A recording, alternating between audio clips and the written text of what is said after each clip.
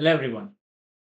आज के इस लेक्चर में हम F7 फाइनेंशियल रिपोर्टिंग की मार्च एंड जून 2023 के अटेम्प्ट का क्वेश्चन सेक्शन सी का एक क्वेश्चन सॉल्व करेंगे। तो F7 फाइनेंशियल रिपोर्टिंग की मार्च एंड जून 2023 के अटेम्प्ट का क्वेश्चन सेक्शन सी का एक क्वेश्चन जो कि पब्लिश फाइनेंशियल स्टेटमेंट टॉपिक से पर्टेन करता है। और इस सवाल की जो वेटेज है वो 20 मार्क की है। इस सवाल की 3 रिक्वायरमेंट्स हैं, इसे हम डिस्कस करेंगे, इसे हम सॉल्व करेंगे। तो रीड करते हैं। सबसे पहले हम सवाल के रिक्वायरमेंट्स को रीड करते हैं और फिर हम सवाल की इंफॉर्मेशन को रीड करेंगे। इस सवाल की 3 रिक्वायरमेंट्स हैं। सबसे पहले पार्ट ए में कहता है कि prepare a schedule of adjusted profit for the year ended 31 दिसंबर 2005, 4 मार्क्स। पार्ट बी में कहता है कि prepare Spenix company statement of changes in equity for the year ended 31 दिसंबर 2005, 6 मार्क्स। एंड पार्ट सी में कहता है कि prepare the statement of financial position of Spenix company as at 31 दिसंबर 2005, 10 मार्क्स। तो ये बेसिकली हमारे पास एक कॉम्प्रिहेंसिव क्वेश्चन है पब्लिश फाइनेंशियल स्टेटमेंट के टॉपिक से पर्टेनिंग, पब्लिक फाइनेंशियल स्टेटमेंट्स के चैप्टर से पर्टेनिंग, जिसमें हमें प्रॉफिट एंड लॉस स्टेटमेंट भी बनानी है, statement of changes in equity भी बनानी है और फाइनेंशियल पोजीशन यानी कि बैलेंस शीट भी बनानी है। और इन टोटलिटी 20 मार्क की वेटेज है सवाल की। अब हम सवाल की इन्फॉर्मेशन रीड करते हैं। ईयर एंड हमारा 31 दिसंबर 2005 है। सवाल की इन्फॉर्मेशन में कहता है this scenario relates to 3 requirement जो कि हम रीड कर चुके हैं। The following trial balance was extracted from the accounting records of Spenix Company as at 31st December 2005। हमारे पास अगर हम ट्रायल बैलेंस में देखें तो लैंड एंड बिल्डिंग की कॉस्ट आ रही है 200,000 या 200 मिलियन, क्योंकि ये डॉलर्स इन थाउजेंड्स हैं तो ये 200 मिलियन। और इस 200 मिलियन में 50 मिलियन लैंड की कॉस्ट है, यानी कि 150 मिलियन बिल्डिंग की कॉस्ट है। फिर प्लांट एंड मशीनरी की कॉस्ट आ रही है 320 मिलियन। एक्यूमुलेटेड डेप्रिसिएशन एट 1 जनवरी, साल के स्टार्ट में हमारे पास एक्यूमुलेटेड डेप्रिसिएशन आ रहा है बिल्डिंग के ऊपर 90 मिलियन और प्लांट एंड इक्विपमेंट के ऊपर 111.2 मिलियन। अच्छा, इस लैंड एंड बिल्डिंग और प्लांट एंड इक्विपमेंट से पर्टेनिंग नोट नंबर 1 में कोई बात लिखी है तो हम इन नोट्स को भी रीड करेंगे। फिर हमारे पास इन्वेंट्री का नंबर साल के आखिर में 31 दिसंबर 2005 पे अवेलेबल है। ट्रेड एंड अदर रिसीवेबल्स आ रहा है, ट्रेड एंड अदर पेबल्स आ रहा है और नोट 2 में इससे पर्टेनिंग कोई बात लिखी है। बैंक करंट टैक्स पेबल आ रहा है नोट 4। 7% 2000X9 लोन नोट्स आ रहा है note 3। Equity shares of $1 each note 5। Share premium retain earning साल के शुरू में आ रही है हमारे पास 1 जनवरी 2000X5 और 2000X5 का प्रॉफिट बिफोर टैक्सेशन का एक ग्राफ नंबर आ रहा है। अच्छा, हमारे पास अगर आप देखें तो ये 2 कॉलम्स में बेसिकली ये हमारे पास पहले कॉलम में डेबिट बैलेंसेस और सेकंड कॉलम में हमारे पास क्रेडिट बैलेंसेस हैं और इन दोनों का जो टोटल है वो मैच कर रहा है 767,500। फिर हमें कहता है the draft profit before taxation figure in the above trial balance, ये जो हमारे पास draft profit before taxation का नंबर आ रहा है 166,450 has been calculated before any adjustment that may be required from notes 1 to 5 below। यानी कि जो हमारे पास एडजस्टमेंट्स दी गई है 1 से लेकर पॉइंट नंबर 5 तक, ये एडजस्टमेंट्स को अकाउंट फॉर करने से पहले प्रॉफिट बिफोर टैक्स का नंबर हमारे पास ये अवेलेबल है। फिर कहता है the following information is relevant until 1st January 2005, Spinning Company held land and building at cost. On 1st January 2005, Spinning Company had them valued at 250 million, of which 80 million relate to land. No entries have been made to incorporate this valuation. The building have a remaining useful life of 20 years at 1st January 2005. Deferred tax on the revaluation is calculated at 20%. Spinix Company has a policy to make annual reserve transfer in respect of additional depreciation charged each year. Prior to the revaluation, the buildings were depreciated over 50 years on a straight line basis. सबसे पहले अभी तक हमने जो ये 3 Paris read किए हैं इसमें हमारे पास लैंड और बिल्डिंग के हवाले से इंफॉर्मेशन अवेलेबल है। कहता है 1 जनवरी 2005 तक हम लैंड एंड बिल्डिंग को कॉस्ट मॉडल पे मेजर कर रहे थे। 1 जनवरी 2005 पे हमने इसकी फेयर वैल्यूएशन की तो इसकी फेयर वैल्यू 250 मिलियन है और इस 250 मिलियन की फेयर वैल्यू में से जो लैंड की फेयर वैल्यू है वो 80 मिलियन है। हमने इस रिवैल्यूएशन को इनकॉर्पोरेट नहीं किया, यानी कि हम इस रिवैल्यूएशन को इनकॉर्पोरेट कर रहे होंगे। और 1 जनवरी 2005 पे बिल्डिंग की जो रिमेनिंग यूजफुल लाइफ है वो 20 इयर्स है। डेफर्ड टैक्स जो इस रिवैल्यूएशन पे कैलकुलेट करेंगे वो हम 20% से कैलकुलेट करेंगे। और कंपनी की पॉलिसी है कि हर साल जो भी इंक्रीमेंटल जो भी एडिशनल डेप्रिसिएशन है इसे हम एनुअल रिजर्व्स में पार्क कर रहे होंगे, यानी हर साल इंक्रीमेंटल डेप्रिसिएशन को रिवैल्यूएशन रिजर्व से बेसिकली हम फेयर वैल्यू रिवैल्यूएशन रिजर्व से हम रिटेन अर्निंग्स में ले जाएंगे। और कहता है कि रिवैल्यूएशन से पहले इस बिल्डिंग को 50 इयर्स स्ट्रेट लाइन पे डेप्रिशिएट किया जा रहा था, लेकिन 1 जनवरी 2005 पे जो इस बिल्डिंग की यूजफुल लाइफ है वो 20 इयर्स है। फिर हमारे पास प्लांट एंड इक्विपमेंट के हवाले से डाटा है।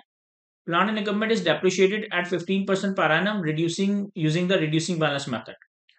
No depreciation for any other asset, no depreciation for any asset has been charged in the year. क्योंकि हमारे पास ट्रायल बैलेंस में एक्यूमुलेटेड डेप्रिसिएशन के नंबर साल के स्टार्ट में थे, तो यहाँ से भी हमें मालूम हो गया था, और ये बात इन्होंने यहाँ लिख भी दी कि करंट ईयर का डेप्रिसिएशन अभी फिलहाल रिकॉर्ड नहीं हुआ, ये हमने खुद रिकॉर्ड करना है। तो लैंड एंड बिल्डिंग की हम रिवैल्यूएशन कर रहे होंगे, बिल्डिंग को हम डेप्रिशिएट कर रहे होंगे, और प्लांट एंड इक्विपमेंट को भी हम डेप्रिशिएट कर रहे होंगे। इसके बाद पॉइंट नंबर 2 में कहता है ऑन 31 अक्टूबर 2005, यानी कि ड्यूरिंग द ईयर, साल के मिड में, साल के दरमियान में, spinning company acquired inventory from an overseas suppliers on credit for 40 million dinar. The invoice was paid on 25th. The invoice was paid in 25th January 2006. 31 अक्टूबर 2005 पे आपने किसी फॉरेन किसी ओवरसीज सप्लायर से 40 मिलियन दिनार की इन्वेंट्री बाय की, और इसकी जो पेमेंट है वो अगले साल, अभी हमारा ईयर एंड 31 दिसंबर 2005 है, इसकी पेमेंट अगले साल 25 जनवरी 2006 पे होनी है। Spinning company had correctly recorded the purchase on 31st October 2005, but no further entries have been made at the year end. कहता है हमने परचेजेस को तो प्रॉपर्ली रिकॉर्ड किया है, यानी कि जो भी परचेज डेट पे एक्सचेंज रेट होगा हमने इन्वेंट्री डेबिट पेबल क्रेडिट कर दिया होगा, लेकिन इसके अलावा कोई और एंट्री नहीं बनाई, यानी कि ईयर एंड पे अपने पेबल को हमने रीमेजर नहीं किया होगा with respect to foreign exchange या फॉरेन एक्सचेंज गेन और लॉसेस।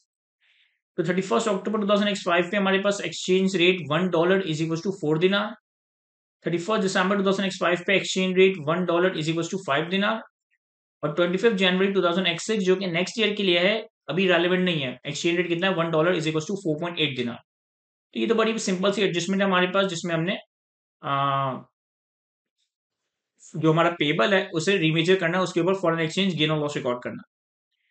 फिर पॉइंट नंबर 3 में कहता है interest on the loan notes is paid every 6 months with the next payment due on 1st January 2006. The draft profit before taxation figure in the trial balance includes the first interest payment on the loan note made on 1st July 2005. जब हमारे पास loan note के हवाले से बताया था कि 7% का loan note है हमारे पास 30 मिलियन का, और इस लोन नोट के ऊपर हमें हर 6 महीने में इंटरेस्ट पे करना है। 7% पर एनम रेट है, तो 6 महीने का इंटरेस्ट 3.5% के हिसाब से हम पे करेंगे। जो ड्राफ्ट प्रॉफिट बिफोर टैक्स का नंबर है, इसमें इंटरेस्ट की पहली पेमेंट जो हमने की है 1 जुलाई 2005 पे, वो तो रिकॉर्डेड है, लेकिन जो हमें 1 जनवरी 2006 के ऊपर इंटरेस्ट की पेमेंट करनी है, जो नेक्स्ट इंटरेस्ट की पेमेंट करनी है, उसका बेसिकली एक्रूवल या पेबल रिकॉर्डेड नहीं है, तो हम एक्सपेंस डेबिट और पेबल रिकॉर्ड कर रहे होंगे। तो ये भी सिंपल सी एडजस्टमेंट है। Provision for income tax of $30 million is required for the year ended 31st December 2005. The balance on the current tax represents the under/over provision of tax for the year ended 31st December 2004. 31 दिसंबर 2005 का जो हमारा income tax का provision, यानी कि जो हमारा current tax expense होगा वो $30 मिलियन के करीब होगा।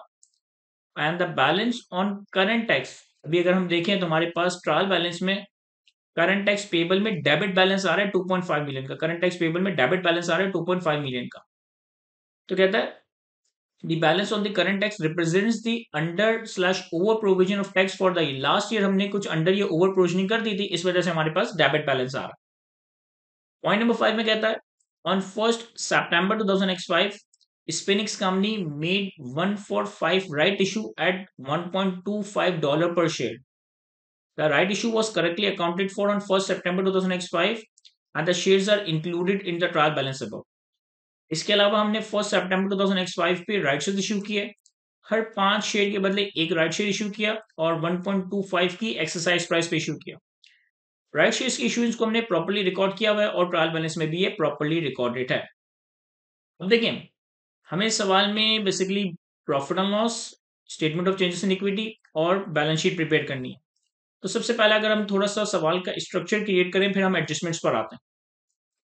हमारे पास कंपनी का नाम है स्पिनिक्स कंपनी, और सवाल की रिक्वायरमेंट नंबर ए के हिसाब से हम इस स्पिनिंग कंपनी की statement of profit and loss बनाते हैं।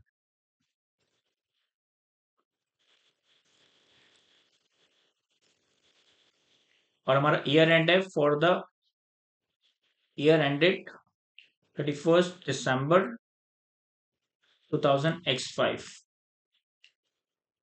अब हमारे पास प्रॉफिट और लॉस बनाने के लिए हमें इस सवाल में सेल्स वगैरह के नंबर्स तो नहीं दिए हुए, यानी कि सेल्स कॉस्ट ऑफ सेल्स वगैरह के नंबर्स तो नहीं दिए हुए, लेकिन हमारे पास ड्राफ्ट प्रॉफिट बिफोर टैक्स का नंबर है। और ड्राफ्ट प्रॉफिट बिफोर टैक्स का नंबर है तो हम जो जो एडजस्टमेंट्स है उस अकॉर्डिंगली अकाउंट फॉर करते जाएंगे। तो हमारे पास ड्राफ्ट प्रॉफिट बिफोर टैक्स, और ये सवाल में हमारे पास कितना है, 166,450, 166,450।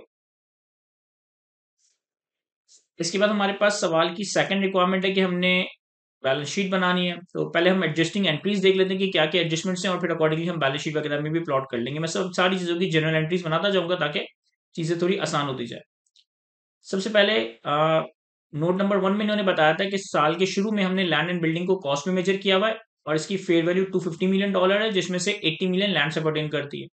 इस रिवैल्यूएशन को हमने अकाउंट फॉर नहीं किया, और बिल्डिंग की 20 ईयर्स की लाइफ है, 20% पे डेफर्ड टैक्स कैलकुलेट करना है, और फिर जो है हमारे पास एनुअल रिजर्व्स वगैरह पे जो भी इंक्रीमेंटल डेप्रिसिएशन होगा इसे हम मूव कर रहे होंगे। तो सबसे पहले मैं अपने पास वर्किंग 1 करता हूँ।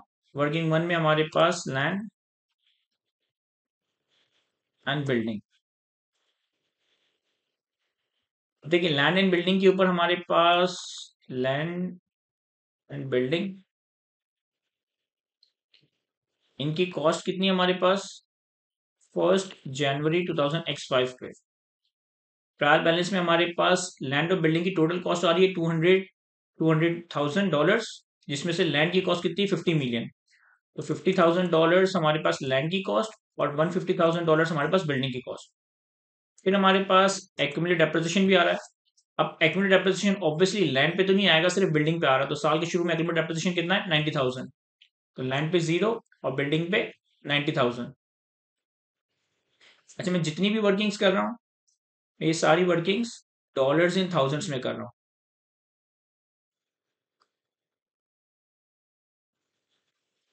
जितने भी हम सारे नंबर्स प्लॉट करें वो डॉलर्स इन थाउजेंड्स में प्लॉट करें। तो हमारे पास 1 जनवरी X5 पे लैंड की कैरिंग वैल्यू और बिल्डिंग की कैरिंग वैल्यू कितनी है $50,000 और $60,000। ये हमारे पास कैरिंग अमाउंट है 1 जनवरी 2000 X5 पे, ठीक है।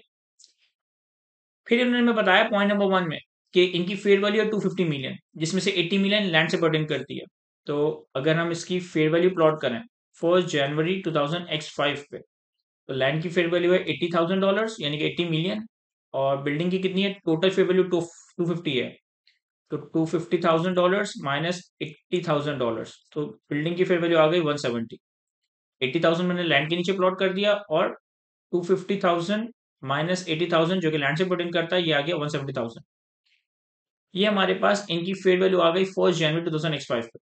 यानी कि हमारे पास यहाँ पर जो रिवैल्यूएशन, जो हमने यहाँ पे रिवैल्यूएशन रिकॉर्ड करनी है, और ये रिवैल्यूएशन चूंकि अपवर्ड रिवैल्यूएशन है तो ये ओसीआई में रिकॉर्ड होगी। तो लैंड पे हमारे पास अपवर्ड रिवैल्यूएशन आ रही है 30,000 की, और बिल्डिंग पे हमारे पास अपवर्ड रिवैल्यूएशन आ रही है 110,000 की। तो लैंड के ऊपर 30,000 और बिल्डिंग के ऊपर 110,000 की रिवैल्यूएशन।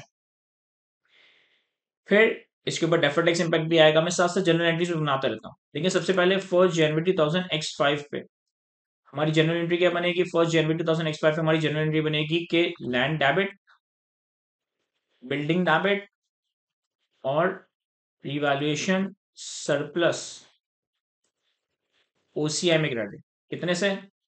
लैंड को हम डेबिट करेंगे 30,000 से, बिल्डिंग को हम डेबिट करेंगे 110,000 से, और रिवैल्यूएशन सरप्लस ओसीआई क्रेडिट करेंगे 30 प्लस 140। अब चूंकि आपने अपवर्ड रिवैल्यूएशन किए, चूंकि आपने अपवर्ड रिवैल्यूएशन किए, तो ऑब्वियसली इस अपवर्ड रिवैल्यूएशन की वजह से आपका टैक्सेबल टेम्परेरी डिफरेंस आएगा, और इस टैक्सेबल टेम्परेरी डिफरेंस के ऊपर आपको deferred tax expense, deferred tax liability record करनी होगी। देखिए हम ये बात जानते हैं कि अगर एसेट के केस में कैरिंग वैल्यू टैक्स बेस से ज्यादा हो, कैरिंग वैल्यू टैक्स बेस से ज्यादा हो, तो जो डिफरेंस अराइज होता है वो टैक्सेबल टेम्परेरी डिफरेंस होता है, और इस टैक्सेबल टेम्परेरी डिफरेंस के ऊपर हमने accordingly deferred tax liability, deferred tax expense record करना है। चूंकि मैं लैंड और बिल्डिंग को अपवर्ड रिवैल्यू कर रहा हूँ, तो इस अपवर्ड रिवैल्यूएशन के नतीजे में हमारे पास टैक्सेबल टेम्परेरी डिफरेंस आएगा, जिसपे हम डेफर्ड टैक्स लायबिलिटी रिकॉर्ड करेंगे। तो हमारे पास डेफर्ड टैक्स लायबिलिटी क्रेडिट हो जाएगा, और जो डेफर्ड टैक्स एक्सपेंस डेबिट होगा, जो डेफर्ड टैक्स एक्सपेंस डेबिट होगा वो पीएनएल में नहीं, वो ओसीआई में डेबिट होगा, वो पीएनएल में नहीं ओसीआई में डेबिट होगा। तो हम रिवैल्यूएशन सरप्लस को ही बेसिकली डेबिट कर रहे होंगे। कितने से? 140,000 का 20%, 140,000 का 20%, तो ये आ गया हमारे पास $28,000। इस लैंड एंड बिल्डिंग की रिवैल्यूएशन के बाद, इसके ऊपर डेफर्ड टैक्स इंपैक्ट के बाद हमने बिल्डिंग को डेप्रिशिएट करना है। तो हमारे पास डेप्रिसिएशन आएगा 2000x5 का। डेप्रिसिएशन कितना? ने मैं बताया था कि 1 जनवरी 2005 पे बिल्डिंग की जो लाइफ है वो 20 ईयर्स है। तो 170,000 को डिवाइड बाय 20 कर देंगे, 170,000 को डिवाइड बाय 20 कर देंगे, तो लैंड पे तो कोई डेप्रिसिएशन नहीं आएगा, बिल्डिंग पे डेप्रिसिएशन आएगा 170,000 डिवाइडेड बाय 20। और ये हमारे पास फिर carrying amount on 31 December x5 आ जाएगी। 31 दिसंबर x5 पे लैंड की कैरिंग अमाउंट तो 80,000 और बिल्डिंग की कैरिंग अमाउंट 161,500, 161,500। अब डेप्रिसिएशन की अगर हम एंट्री बनाए तो डेप्रिसिएशन की एंट्री क्या बनेगी? डेप्रिसिएशन की एंट्री बनेगी 31 दिसंबर 2000x5 पे, that is depreciation expense PNL में डेबिट और accumulated depreciation pertaining to building credit, building हम एक्यूमुलेटेड डेप्रिसिएशन क्रेडिट कर देंगे। कितने से? 8,500, 8,500 से। मैं पहले सारी एडजस्टमेंट्स को प्लॉट कर रहा हूँ, फिर अकॉर्डिंगली हम इसे अपने पीएनएल में, बैलेंस शीट में, चेंजेस इन इक्विटी में प्लॉट कर देंगे। तो ये हमने एडजस्टमेंट नंबर 1 का एक हिस्सा कवर किया जिसमें हमने लैंड एंड बिल्डिंग को रिवैल्यू किया और इसके ऊपर फिर बिल्डिंग के ऊपर डेप्रिसिएशन रिकॉर्ड किया। अच्छा, चूंकि डेप्रिसिएशन रिकॉर्ड किया तो बिल्डिंग का जो रिवैल्यूएशन सरप्लस का बैलेंस है 140,000 का टोटल रिवैल्यूएशन में से 1,10,000 का रिवैल्यूएशन बिल्डिंग पे, तो इस रिवैल्यूएशन सरप्लस का भी एक हिस्सा नेट ऑफ टैक्स हम रिटेन अर्निंग्स में ले जाएंगे, एक हिस्सा नेट ऑफ टैक्स हम रिटेन अर्निंग्स में ले जाएंगे।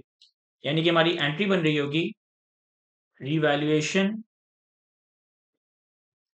सरप्लस डेबिट और retain earnings credit, revaluation surplus debit और रिटेन अर्निंग्स क्रेडिट। कितने सही बनेगी एंट्री?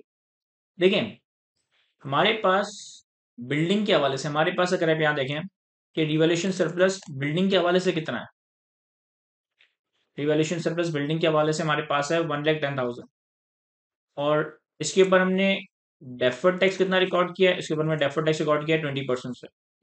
तो 20% से डेफर्ड टैक्स एडजस्ट करने के बाद हमारे पास नेट ऑफ टैक्स अमाउंट आ जाएगा 88,000। नेट ऑफ टैक्स बिल्डिंग के ऊपर रिवैल्यूएशन सरप्लस आ जाएगा 88,000। अब पर ईयर जो हमने हर साल एक incremented depreciation net of tax revaluation surplus से रिटेन अर्निंग में लेकर जाना है, वो कितना होगा? 88,000 डिवाइडेड बाय 20, 88,000 डिवाइडेड बाय 20, तो ये आ गया हमारे पास 4,400, 4,400, 4,400 का अमाउंट हम रिवैल्यूएशन सरप्लस में डेबिट और रिटेन अर्निंग्स में क्रेडिट कर देंगे नेट ऑफ टैक्स। फिर हमारे पास पॉइंट नंबर 1 में ही सेकंड पार्ट में हमें प्लांट एंड इक्विपमेंट के वाले से बताया था, तो इसकी भी आसान सी वर्किंग कर लेते हैं। Working to plant and equipment. Plant and equipment की हमारे पास कॉस्ट अवेलेबल है सवाल में, ट्रायल बैलेंस में, दैट इज $320,000। एक्यूमुलेटेड डेप्रिसिएशन इसके ऊपर दैट इज 111,200। तो ये हमारे पास कैरिंग अमाउंट आ गई साल के स्टार्ट में, ये हमारे पास कैरिंग अमाउंट आ गई 1 जनवरी 2005 पे। प्लांट एंड इक्विपमेंट के हवाले से इन्होंने सिंपल सी बात बताई थी कि हमें डेप्रिसिएशन रिकॉर्ड करना है 15% पर एनम। तो डेप्रिसिएशन आ जाएगा 15% पर एनम के हिसाब से 208,800 का 15%, 208,800 का 15%। तो ये हमारे पास प्लांट एंड इक्विपमेंट की कैरिंग वैल्यू आ जाएगी 31 दिसंबर 2005 पे और ये आ गया हमारे पास 177,480, 177,480। डेप्रिसिएशन की अगर हम एंट्री बनाए तो हमारे पास डेप्रिसिएशन एक्सपेंस पीएनएल में डेबिट होगा और accumulated depreciation plant and equipment credit होगा। कितने से? 31,320, 31,320। ये हमने यहां तक एडजस्टमेंट नंबर 1 कंप्लीट कर ली, हमने यहां तक एडजस्टमेंट नंबर 1 कंप्लीट कर ली है। इसके बाद एडजस्टमेंट नंबर 2 पर आते हैं। एडजस्टमेंट नंबर 2 में इन्होंने कहा था कि हमने 31 अक्टूबर पे कुछ इन्वेंट्री परचेज की ओवरसीज सप्लायर से 40 मिलियन दिनार की और ये अमाउंट हमने 25 जनवरी पे करना। 31 अक्टूबर पे हमने इन्वेंट्री की परचेज को तो सही रिकॉर्ड किया, लेकिन इसके अलावा कोई और जनरल नहीं बनाई। देखिए, वर्किंग 3 FCY गेन और लॉस ऑन ट्रेड पेबल। हमने जब 31 अक्टूबर 2000X5 पे अपने पास इन्वेंट्री और पेबल रिकॉर्ड किया होगा, तो कितने से रिकॉर्ड किया होगा? 40 मिलियन दिनार की हमने इन्वेंट्री परचेज की है। 40 मिलियन दिनार की हमने इन्वेंट्री परचेज की है, तो 40,000 दिनार, क्योंकि हम सारी वर्किंग इन थाउजेंड्स में कर रहे हैं। और 31 अक्टूबर पे एक्सचेंज रेट कितना था? $1 इज इक्वल्स टू 4 दिनार। $1 इज इक्वल्स टू 4 दिनार। तो इसे कन्वर्ट करने के लिए, ये 4 दिनार पर डॉलर है, तो हम इसे डिवाइड कर देंगे 4 दिनार पर डॉलर से। 4 दिनार पर डॉलर से। तो हमने पेबल रिकॉर्ड किया होगा 40,000 दिनार डिवाइडेड बाय 4। अब 31 दिसंबर 2000X5 पे हमारा पेबल कितना है? सर हमारा पेबल है तो 40,000 दिनार, लेकिन 31 दिसंबर 2000X5 पे एक्सचेंज रेट है 5 दिनार पर डॉलर। एक्सचेंज रेट है 5 दिनार पर डॉलर। तो 40,000 दिनार के अगर पेबल को मैं 5 दिनार पर डॉलर के रेट पे लेकर आऊं, तो ये हो जाएगा 40,000 डिवाइडेड बाय 5। 40,000 डिवाइड बाय 5, यानी कि हमने जो पेबल $10,000 से रिकॉर्ड किया था, हमने जो पेबल $10,000 से रिकॉर्ड किया था, ये साल के आखिर में $8,000 हो गया। तो यहाँ पे हमें एफसीवाई गेन हुआ, और ये एफसीवाई गेन का रिकॉर्ड होगा पीएनएल में। कितना? एफसीवाई गेन हुआ हमें 2,000 का। लेकिन लाइबिलिटी कम हो रही है, यहाँ पे आपको नंबर नेगेटिव में नजर आ रहा है, लेकिन लाइबिलिटी कम हो रही है। तो लाइबिलिटी कम होने का मतलब है कि एफसीवाई गेन। इसकी एंट्री क्या बनेगी? इसकी एंट्री बनेगी ट्रेड पेबल डेबिट और एफसीवाई गेन पीएनएल क्रेडिट। पीएनएल क्यों? क्योंकि ट्रेड पेबल हमारा मॉनिटरी आइटम है, और मॉनिटरी आइटम पे जो एक्सचेंज लॉस आएगा वो हमारा पीएनएल में रिकॉर्ड होगा। तो 2000 से हमारा ट्रेड पेबल डेबिट हो जाएगा और एफसीवाई गेन क्रेडिट हो जाएगा। इसके बाद फिर हमारे पास पॉइंट नंबर 3 में इन्होंने कहा था कि हमने जो लोन है इसके ऊपर हर 6 महीने में इंटरेस्ट पे करना है। अगला इंटरेस्ट पे होगा 1 जनवरी 2005 पे। इससे पहले जो ड्राफ्ट प्रॉफिट है, ड्राफ्ट प्रॉफिट बिफोर टैक्स का नंबर है, इसमें हमने इंटरेस्ट की पहली पेमेंट रिकॉर्ड की हुई है, जो कि 1 जुलाई 2005 पे थी। यानी कि अगर मैं working for interest on loan notes, देखें हमारा लोन का अमाउंट कितना है? हमारा लोन का अमाउंट है, अगर हम ट्रायल बैलेंस को देखें तो लोन का अमाउंट है $30,000। ठीक है, 7% ऑब्वियसली ये पर एनम रेट है, और हमें इंटरेस्ट सेमी एनुअली हर 6 महीने बाद पे कर रहे हैं। तो हमारा इंटरेस्ट फॉर 6 मंथ्स कितना होगा? Simply 30,000 multiply by 7% multiply by 6/12। 30,000 into 7% into 6/12, तो ये आ जाएगा 30,000 इंटू 7% इंटू 6/12, 1050। हमने 1 जुलाई 2005 में जो इंटरेस्ट पे करना था वो तो ट्रायल बैलेंस में रिकॉर्डेड है, लेकिन 1 जनवरी 2006 यानी कि अगले साल के पहले दिन जो इंटरेस्ट पे करना है ये भी रिकॉर्डेड नहीं है। तो इसकी जनरल एंट्री क्या बनेगी? इसकी जनरल एंट्री बनेगी हमारे पास इंटरेस्ट एक्सपेंस पीएनएल में डेबिट, और इंटरेस्ट पेबल और इंटरेस्ट पेबल क्रेडिट कितने से? 1050,000 यानी कि 1.05 मिलियन। इसके बाद पॉइंट नंबर 4 में कहता है अब provision for income tax of 30 million is required for the year ended 31 दिसंबर 2005। 31 दिसंबर 2005 पे जो प्रोविजन है वो 30 मिलियन होना चाहिए। The balance on the current tax represents the under slash over provision of the tax for the year ended 31 दिसंबर 2004। यहाँ देखें वर्किंग 5 प्रोविजन फॉर टैक्स।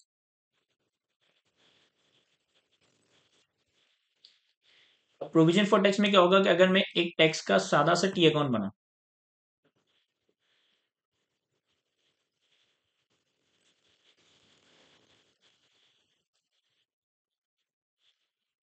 आपको एक्सप्लेन करने के लिए, 31 दिसंबर 2005 पे हमें प्रोविजन फॉर टैक्स का बैलेंस चाहिए 30 मिलियन, जो कि हमें नेक्स्ट ईयर में पे करना होगा। 31 दिसंबर का हमने प्रोविजन मेंटेन करना है 30 मिलियन का। तो यानी कि हमारे पास क्लोजिंग प्रोविजन कितना आना चाहिए? हमारे पास क्लोजिंग प्रोविजन आना चाहिए 30 मिलियन, यानी कि $30,000। $30,000, क्योंकि हम यहाँ वर्किंग डॉलर्स इन थाउजेंड्स कर रहे हैं। सर प्रोविजन में हमारे पास ऑलरेडी बैलेंस कितना है? प्रोविजन में हमारे पास करंट टैक्स पेबल में हमारे पास 2500 का डेबिट बैलेंस है, 2500 का डेबिट बैलेंस है, तो मैं डेबिट बैलेंस यहाँ लिख देता हूँ 2500।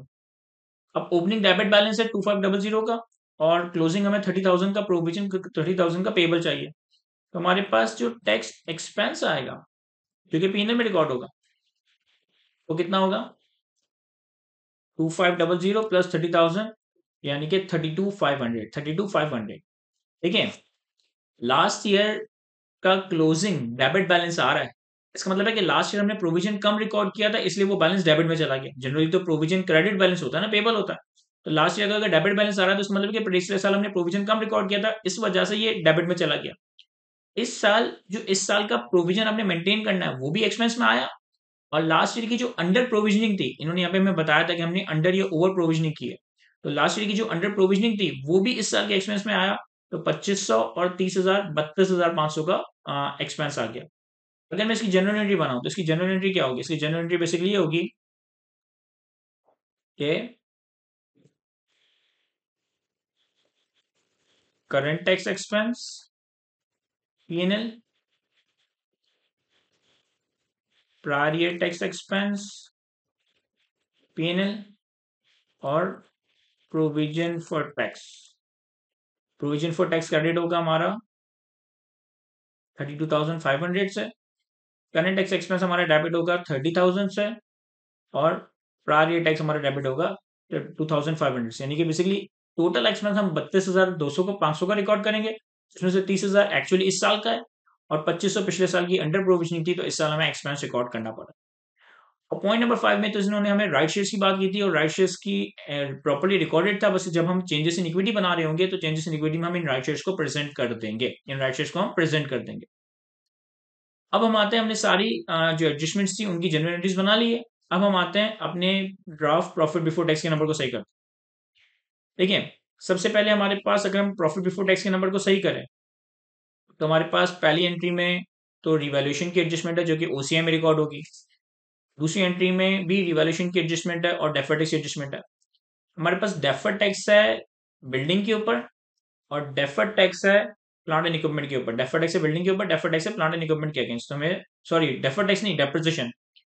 बिल्डिंग के ऊपर डेप्रिसिएशन एक्सपेंस है और प्लांट एंड इक्विपमेंट के ऊपर डेप्रिसिएशन एक्सपेंस है। तो हमारे पास आ जाएगा डेप्रिसिएशन एक्सपेंस बिल्डिंग और depreciation expense plant and equipment. ये हमने कैलकुलेट किया है वर्किंग 1 में, ये हमने कैलकुलेट किया है वर्किंग 2 में। कितना? प्लांट के ऊपर डेप्रिसिएशन एक्सपेंस है 8,500 जिससे प्रॉफिट कम हो जाएगा। सॉरी, बिल्डिंग के ऊपर डेप्रिसिएशन है 8,500 जिससे प्रॉफिट कम हो जाएगा, और प्लांट एंड इक्विपमेंट पे डेप्रिसिएशन है 31,250 जिससे अगेन प्रॉफिट कम हो जाएगा।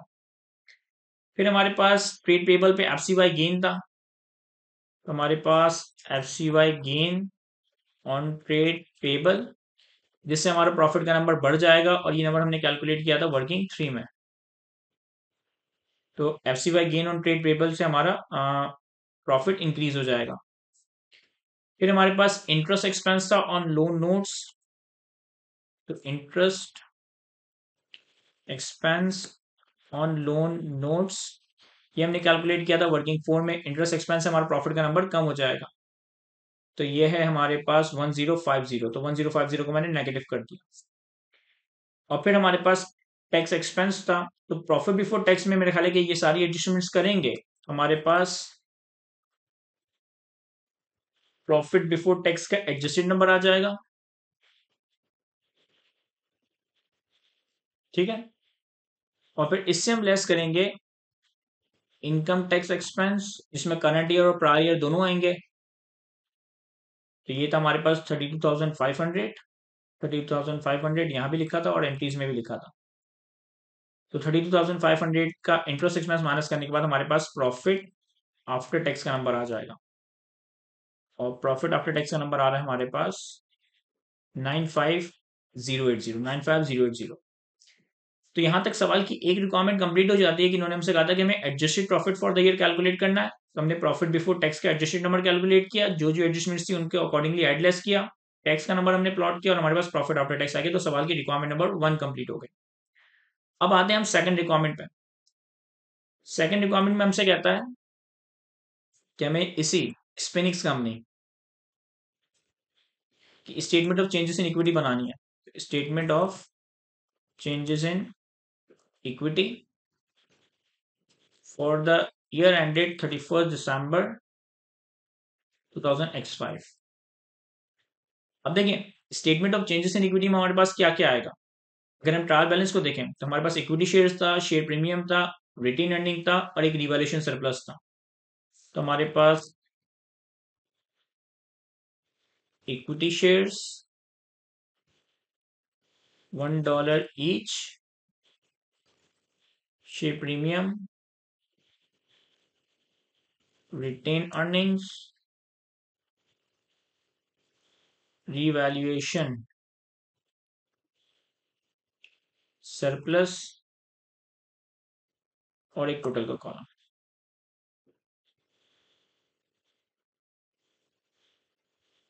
ठीक है। अब statement of changes in equity में हमें इन सारी चीजों की मूवमेंट बनानी है। तो हमारे पास एज एट 1 जनवरी 2005 के नंबर्स आ जाएंगे। फिर इसमें हम ऐड करेंगे इशू ऑफ राइट शेयर्स, जो कि इन्होंने सवाल में हमें बताया था कि हमने राइट शेयर्स इशू किए हैं। और राइट शेयर्स कब इशू किए हमने? 1 सितंबर 2005 पे। फिर हमारे पास टोटल कॉम्प्रिहेंसिव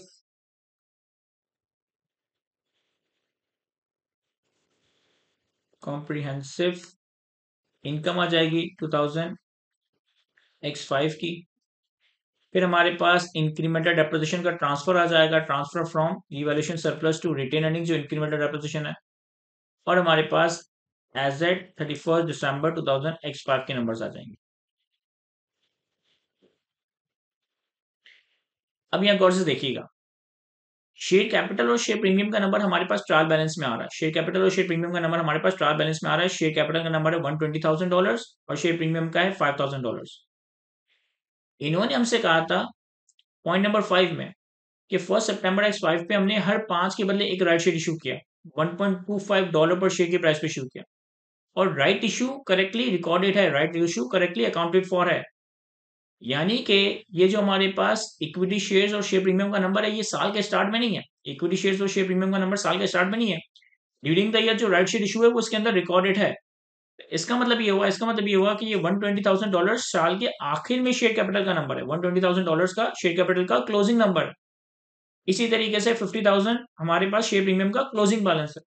120,000 और 5,000 सॉरी 50,000 नहीं 5,000 शेयर कैपिटल और शेयर प्रीमियम का क्लोजिंग नंबर है।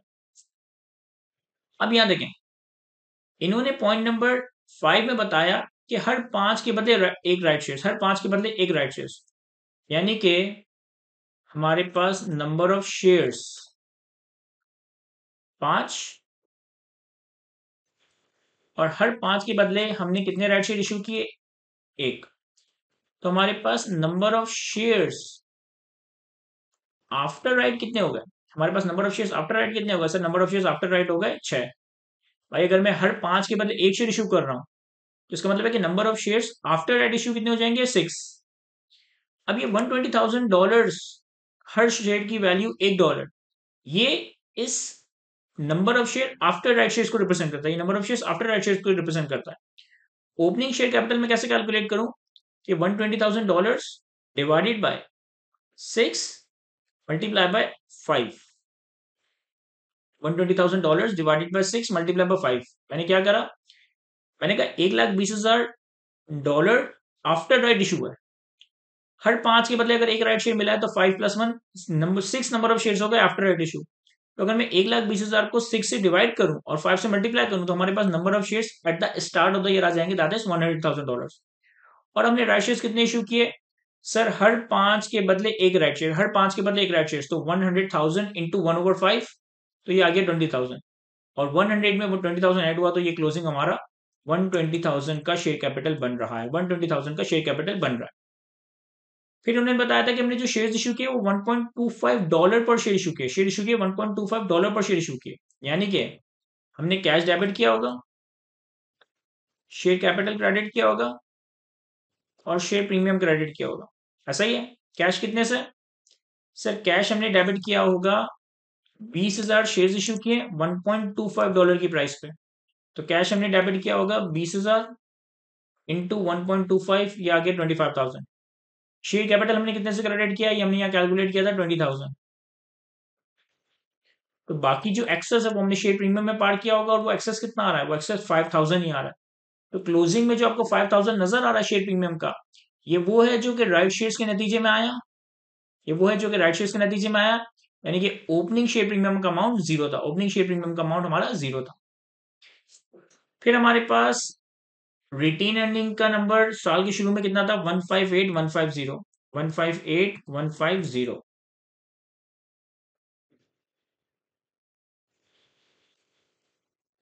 और रिवैल्यूएशन सरप्लस का कोई ओपनिंग बैलेंस नहीं है, क्योंकि हमने ड्यूरिंग द ईयर ही अपनी लैंड एंड बिल्डिंग को रिवैल्यू किया।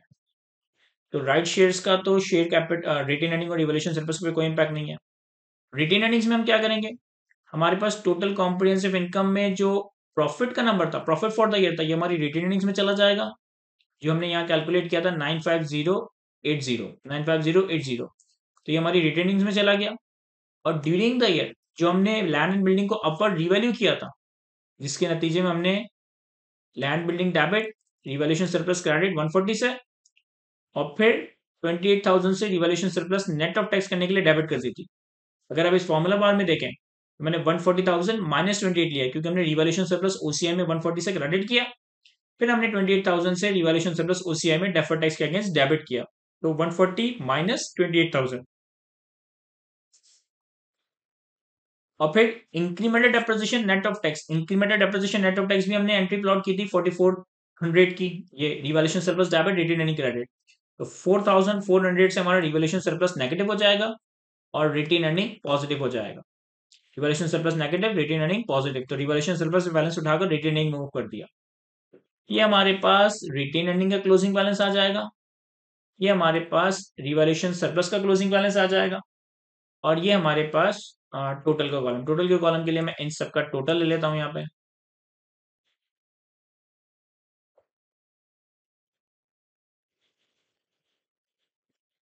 ये मैंने सारे कॉलम्स का, सारी कॉलम्स का टोटल ले लिया। तो यहाँ तक हमारे पास सवाल की सेकंड रिक्वायरमेंट भी कंप्लीट होती है कि हमने statement of changes in equity prepare कर लिया। फिर इसके बाद हमारे पास सवाल की फाइनल रिक्वायरमेंट है कि हमने स्टेटमेंट ऑफ फाइनेंशियल पोजीशन यानी कि बैलेंस शीट बनानी है, तो इसे भी हम सॉल्व कर लेते हैं।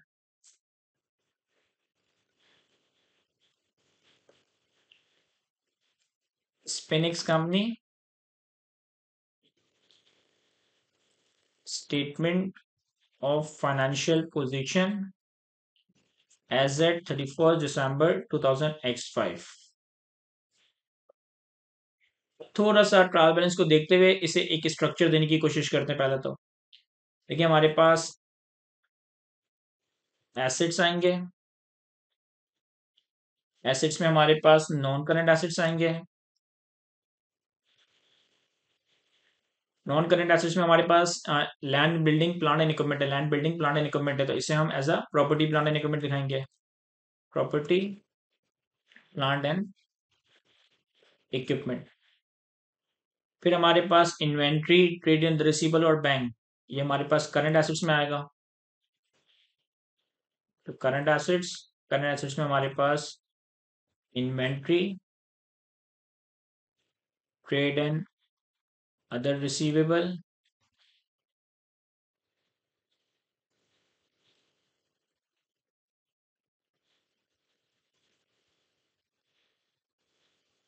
और बैंक। अच्छा, बैंक का क्रेडिट बैलेंस है यानी कि बैंक का ओवरड्राफ्ट है, बैंक का क्रेडिट बैलेंस है यानी कि बैंक का ओवरड्राफ्ट है, तो ये कुछ भी नहीं। तो ये हमारे पास टोटल एसेट्स आ जाएंगे। इसके बाद हमारे पास equity and liabilities. Equity and liabilities में हमारे पास सबसे पहले इक्विटी में हम क्या दिखाएंगे, इक्विटी में हमारे पास शेयर कैपिटल यानी कि equity shares of $1 each, share premium,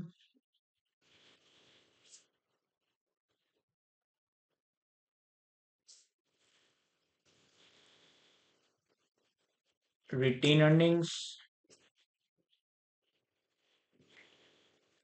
revaluation surplus, ठीक है। इसके बाद हमारे पास लायबिलिटीज, लायबिलिटीज में हमारे पास non current liability,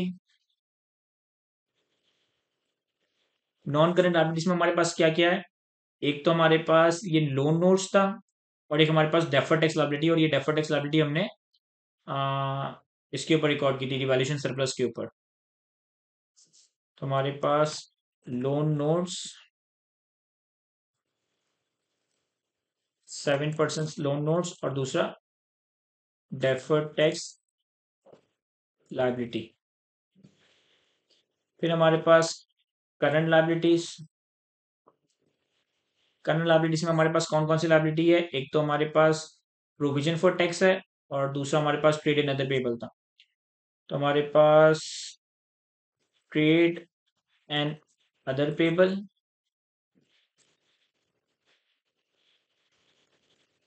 provision for tax, और बैंक ओवरड्राफ्ट भी था, क्योंकि बैंक का क्रेडिट बैलेंस है तो बैंक ओवरड्राफ्ट।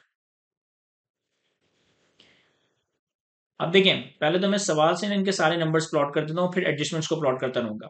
अगर हम प्लांट एंड इक्विपमेंट को देखें, ये नंबर जो हमारे पास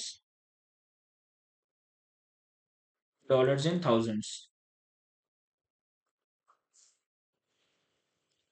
प्लांट एंड इक्विपमेंट कितना है, देखिए ओपनिंग में 200,000 की लैंड एंड बिल्डिंग, 320,000 की प्लांट एंड इक्विपमेंट की कॉस्ट, 90,000 की बिल्डिंग की एक्विपमेंट डेपोजिशन, और 111,200 बिल्डिंग की प्लांट एंड इक्विपमेंट की एक्विपमेंट डेपोजिशन। मैंने सिंपली यहाँ पे क्या लिखा है, 200 प्लस 320 माइनस 90 माइनस 111,200, बाकी एडजस्टमेंट्स को मैं अकाउंट फॉर कर लूँ। फिर हमारे पास इन्वेंट्री में कितना था, इन्वेंट्री में था 115,000, sorry 115,000, trade and other receivable में 130,000, इक्विटी शेयर्स में हमारे पास इक्विटी शेयर्स कितने थे, 120,000, शेयर प्रीमियम था 5,000, रिटेन अर्निंग रिवैल्यूएशन सरप्लस का बैलेंस हम ट्रायल बैलेंस से नहीं ले रहे, उसे हम चेंजेस इन इक्विटी से उठा लेंगे। 7% लोन नोट्स थे हमारे पास 30,000, डेफर्ड टैक्स लायबिलिटी भी हमारी एडजस्टमेंट से आएगा। ट्रेड एंड अदर पेबल का हमारे पास बैलेंस है 70,500, ये यहाँ नजर आ रहा है। प्रोविजन फॉर टैक्सेशन का हमारे पास नंबर हम वर्किंग से ले लेंगे 30,000, 32,500 का था। और बैंक ओवरड्राफ्ट कितना है, बैंक ओवरड्राफ्ट है 16,200। तो ये हमारे पास करंट एसेट्स का टोटल आ जाएगा, ये हमारे पास टोटल एसेट्स आ जाएंगे। अभी ये रिकनसाइल नहीं करेंगे क्योंकि मैंने एडजस्टमेंट्स प्लॉट नहीं की। फिर ये हमारे पास इक्विटी का टोटल आ जाएगा, ये हमारे पास नॉन करंट लायबिलिटीज का टोटल आ जाएगा, ये हमारे पास करंट लायबिलिटीज का टोटल आ जाएगा, और यहां हम दिखा देंगे total of equity and liabilities. तो इक्विटी प्लस लायबिलिटी से ये भी कर सकते हैं कि हम पहले टोटल लायबिलिटीज दिखा दें, non current liability and current liability, और फिर हम इक्विटी प्लस टोटल लायबिलिटी, तो ये इक्विटी एंड लायबिलिटी आ जाएगा। तो ये हमारे पास टोटल लायबिलिटीज, और ये हो जाएगा इक्विटी एंड लायबिलिटीज, ठीक है। अब देखें जो जो एडजस्टमेंट से मैं उन्हें प्लॉट करता जाऊंगा। सबसे पहले एडजस्टमेंट में हमने लैंड एंड बिल्डिंग को डेबिट किया था 30,000 और 110 से, तो हम अपने प्लांट एंड इक्विपमेंट के नंबर में ऐड कर देते हैं, या एक साथ ही अगर आप फॉर्मूला बार में देखें तो 30,000 ये ऐड कर दिया, 110,000 ये ऐड कर दिया। अब ये प्लांट एंड इक्विपमेंट में कोई एंट्री नहीं हो रही थी, रिवैल्यूएशन सरप्लस क्रेडिट हो रहा था, रिवैल्यूएशन सरप्लस डेबिट डेबिट। फिर हमने डेपोजिशन रिकॉर्ड किया था तो बिल्डिंग क्रेडिट किया था, तो -8,500, यहाँ देखिए मैंने -8,500 किया है। फिर हमारे पास ये रिवैल्यूएशन सरप्लस रिटेनिंग डेबिट था, फिर हमने डेपोजिशन और अगेन एक्मिट डेपोजिशन, तो -31,320। देखिए आप इस फॉर्मूला बार में देखें, इन दोनों नंबर्स को हमने ऐड किया और इन दो नंबर्स को हमने यहाँ पे लेस कर दिया, तो ये हमारे पास प्रॉपर्टी प्लांट एंड इक्विपमेंट का एडजस्टेड नंबर आ गया 418,980। इन्वेंट्री और ट्रेड एंड अदर रिसीवेबल में तो कोई एडजस्टमेंट नहीं थी, इक्विटी का नंबर और शेयर प्रीमियम का number already after right issue था। रिटेन अर्निंग का नंबर हम ले लेते हैं अपने share statement of changes in equity से 257630, और रिवैल्यूएशन सरप्लस का नंबर भी हम ले लेते हैं अपनी statement of changes in equity से 107600। तो हमारे पास टोटल इक्विटी आ गई 490230। लाइबिलिटीज में लोन नोट का नंबर आएगा, और डेफर्ड टैक्स लाइबिलिटी जो हमने रिवैल्यूएशन सरप्लस के ऊपर रिकॉर्ड की थी दैट इज $28,000। तो ये आ गया। ट्रेड एंड अदर पेबल में कुछ एडजस्टमेंट्स थी तो हमने 7000 लिया। अब इसमें जो जो एडजस्टमेंट्स हैं इसे अकाउंट फॉर करते हैं। देखिए एडजस्टमेंट्स क्या क्या थी। ये adjustment trade and other payable से पर्टेन नहीं करती।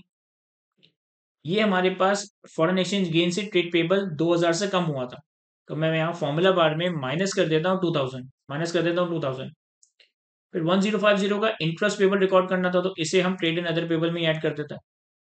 तो मैंने माइनस कर दिया 2000 का फॉरेन एक्सचेंज गेन, जिसे हमने लाइबिलिटी कम कर दी, और इंटरेस्ट पेबल ऐड कर दिया 1050। तो ये ट्रेड एंड अदर पेबल का नंबर एडजस्ट हो गया। प्रोविजन फॉर टैक्सेशन का नंबर हमने ऑलरेडी एंट्री बनाई थी कि current tax expense, prior tax expense debit, और प्रोविजन फॉर टैक्सेशन क्रेडिट गया था 30,500 से।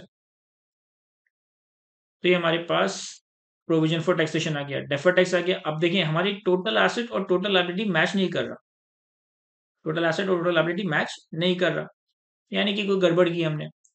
अगर हम डिफरेंस देखें, total assets minus total liability, यार 2500 का डिफरेंस, 2500 का डिफरेंस। तो अगर आप अपनी एंट्रीज ही देखें तो हमें 2500 का कोई नंबर मिल जाएगा।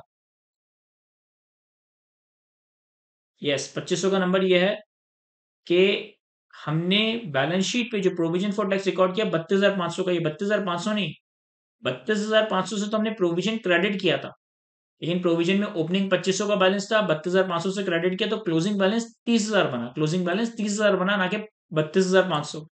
तो जब मैं से 30,000 करता हूं तो हमारी ये बैलेंस शीट रिकनसाइल कर जाती है, हमारी बैलेंस शीट रिकनसाइल कर जाती है। तो यहां तक फाइनली हमारा ये सवाल कंप्लीट हुआ। टोटल एसेट्स आ गए 663980, इक्विटी लायबिलिटीज आ गए 663980। तो यहां तक हमारा ये सवाल फाइनली कंप्लीट हुआ जाता है। हमने एडजस्टेड प्रॉफिट का नंबर कैलकुलेट किया, statement of changes in equity prepare की, और finally statement of financial position balance sheet prepare की। तो यहां तक फाइनली हमारा ये सवाल कंप्लीट हुआ जाता है। आई होप कि मैं सारी चीज आपको अच्छे से एक्सप्लेन कर सका।